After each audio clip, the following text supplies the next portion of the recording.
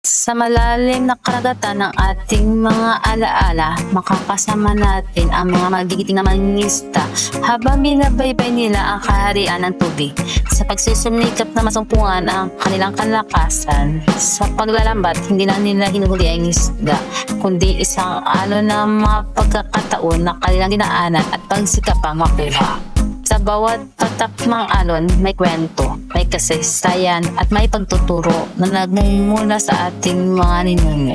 Huli, ang pribilehyong hatiin ang yaman nito sa pag-aalaga at pagmamahal natin.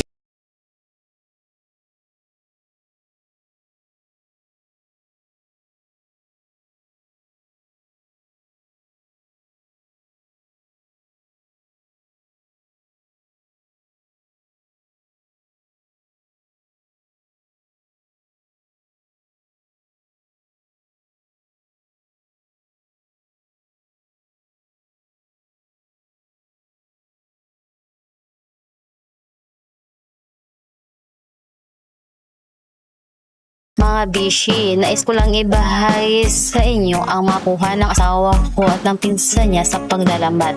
Tingnan nyo, kahit kunti lang yung kuha nila, at least meron na kayong pang-ulam, libre na. Gaya na lagi ko lang sinasabi sa inyo, maliit man ito, pero nakakalipid na kami sa aming pang-ulam dahil napakamahal ng isda ngayon. Alam niyo naman na gold talaga ang isda ngayon. Yung isang kilo is naabot ng 160 to 200 pesos, diba? Bilhin pa namin ito, nakalibre na kami ng mga 3 to 4 na kainan na ulam. Pinakabibili ng pang-ulam namin at ito na yung aming ulam simula na ngayong gabi hanggang sa mga isang araw, dahil napakalaki tuloy nito sa amin dahil nakaibibili pa ng isda. Kaya kung kayo mga busy ko ay mayroon kayong mga tabing dagat yan sa inyo, itry nyo rin yung sinasabi ko sa inyo mga busy na para kayong tulong ito bukod sa bibili na sariwa pa, diba? Manamis-namis ang lasa nito mga bishi, lalo na pag tinoyan namin ito dahil bagong kuha siya, napaka-fresh pa nito at manamis-tamis. Yan yung gusto ko, yung tinolan na mga isda at talagang kapag masipag ka lang, hindi ka magutom. O tingnan yung mga bishi, yan yung part.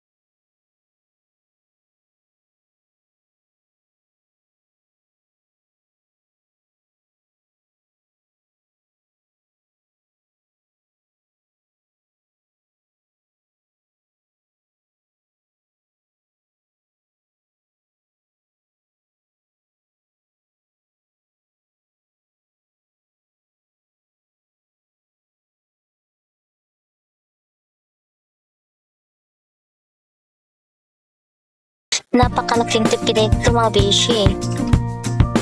Libre na, masarap pa, sariwa pa, saan ka pa? Maglambat na tayo. Salamat Lord, salamat sa biyaya.